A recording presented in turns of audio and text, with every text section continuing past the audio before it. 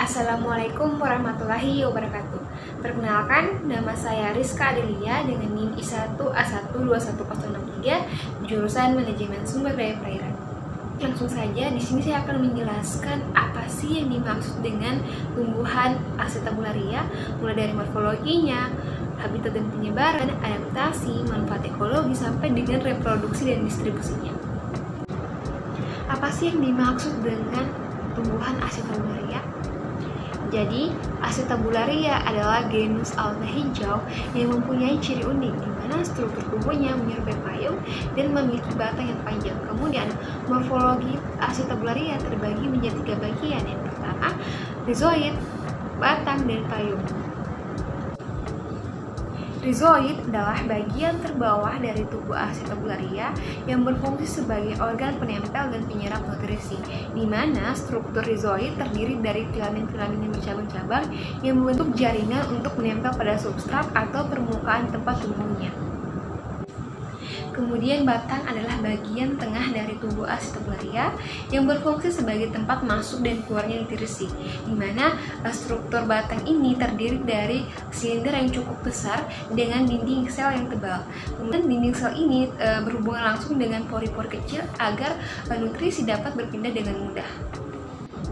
Selanjutnya payung. Payung adalah bagian teratas dari tubuh Acetabularia yang berfungsi sebagai tempat fotosintesis, di mana struktur payung ini terdiri dari satu atau lebih cangkang dengan lorong-lorong yang diisi dengan pigmen. Pigmen ini menyerap cahaya matahari untuk menghasilkan energi yang dibutuhkan untuk proses fotosintesis. Habitat dan penyebaran.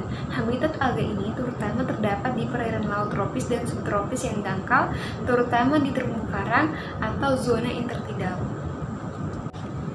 Acetabularia dapat hidup baik di zona pasang surut maupun di bawah permukaan air, tergantung pada jenisnya. Berdasarkan spesiesnya, Acetabularia ada yang dapat hidup baik di bebatuan dan ada juga yang membutuhkan substrat berpasir dan lumpur yang lembut. Kemudian, alga ini dapat hidup di akuarium atau kolam air laut buatan. Penyebaran Acetabularia tergantung pada jenisnya. Beberapa jenis dapat menyebar melalui reproduksi vegetatif, yaitu dengan cara membelah diri menjadi beberapa individu yang sama, dan ada juga jenis-jenis yang dapat menghasilkan spora untuk berkembang biak secara seksual. Dalam kondisi lingkungan yang sesuai, Acetabularia dapat tumbuh dengan cepat dan menyebar ke wilayah yang lebih luas. Namun, karena pola hidup dan habitatnya yang spesifik, Acetabularia rentan terhadap perubahan lingkungan dan polusi, sehingga penting untuk menjaga kondisi lingkungan laut agar spesies ini tetap dapat bertahan. Acetabularia dapat beradaptasi terhadap lingkungannya melalui beberapa cara. Yang pertama, adaptasi terhadap cahaya. Acetabularia dapat beradaptasi dengan intensitas cahaya yang berbeda-beda. Jika terpapar cahaya matahari yang rendah, sel-sel Acetabularia akan memanjang dan mengembangkan tangkai yang lebih tipis, sehingga mereka dapat mencapai tingkat cahaya yang lebih tinggi di dalam kolom air. Jika terpapar terlalu kuat, sel-sel Acetabularia akan lebih pendek dan mengembangkan tangkai yang lebih tebal, sehingga dapat mengurangi cahaya yang terlalu kuat yang menyebabkan kerusakan kloroplas. Adaptasi terhadap suhu. Acetabularia dapat beradaptasi terhadap suhu lingkungan. Jika suhu lingkungan terlalu dingin, maka sel-sel dapat menyesuaikan laju metabolismenya dan mengubah komposisi membran sel untuk mempertahankan fungsi optimal. Dan apabila suhu terlalu panas, Acetabularia ini menghasilkan protein khusus yang dimana membantu melindungi sel dari kerusakan yang disebabkan oleh suhu yang tinggi. Adaptasi terhadap salinitas. Acetabularia dapat mengatur konsentrasi ion di dalam selnya dan menyesuaikan struktur dinding sel untuk mempertahankan integritas sel apabila terjadi perubahan salinitas lingkungan. Kemudian, Acetabularia memiliki beberapa manfaat ekologi yang penting. Di antaranya adalah sebagai berikut. Yang pertama, sebagai produsen primer. Acetabularia merupakan produsen primer, yaitu organisme yang mampu menghasilkan makanan melalui fotosintesis. Organisme ini memainkan peran penting dalam siklus energi dan nutrisi di lingkungan laut dan menjadi sumber makanan bagi organisme yang lebih tinggi dalam rantai makanan. Yang kedua, sebagai pengikat karbon, asetabularia juga membantu mengurangi kadar karbon dioksida di atmosfer melalui proses fotosintesis. Dalam proses ini, CO2 diubah menjadi karbohidrat dan oksigen, sehingga membantu menjaga keseimbangan ekologi dan lingkungan di perairan. Yang ketiga, sebagai penunjuk polusi. Asetabularia dapat digunakan sebagai penunjuk pencemaran lingkungan, terutama pencemaran oleh logam berat. Organisme ini sangat sensitif terhadap kadar logam berat di lingkungannya, sehingga perubahan dalam pertumbuhan dan kesehatan asetabularia dapat menunjukkan tanda-tanda pencemaran. Kemudian yang keempat, sebagai organisme model.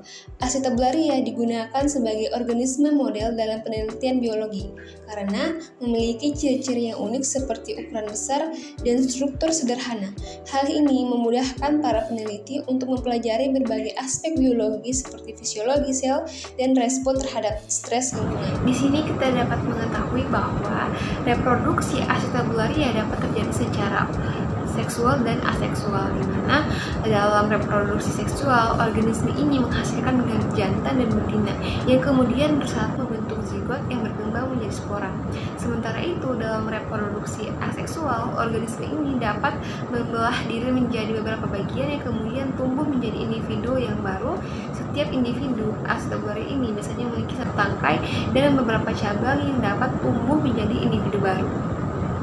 Kemudian, asetabularia memiliki distribusi yang luas di berbagai wilayah laut di seluruh dunia, terutama di perairan tropis dan subtropis. Organisme ini dapat ditemukan di perairan dangkal dan terumbu karang, serta di perairan laut yang lebih dalam hingga kedalaman sekitar 200 meter. Selain itu, asetabularia juga dapat hidup di berbagai jenis substrat seperti pasir, lumpur, dan batu karang. Karena kemampuannya untuk tumbuh dan bereproduksi dengan cepat, asetabularia dapat menjadi spesies invasif di lingkungan tertentu. Kehadirannya yang berlebihan dapat mengganggu keseimbangan ekosistem seperti menurunkan kualitas air dan mengganggu organisme yang ada di sekitarnya. Terima kasih, sekian dari saya, kurang dan lebihnya mohon dimaafkan. Saya akhiri, Assalamualaikum warahmatullahi wabarakatuh. So out the door and your pockets can't find us no more. It's just you and me, and there's nothing I can do. I'm stuck with you, stuck with you, stuck with you.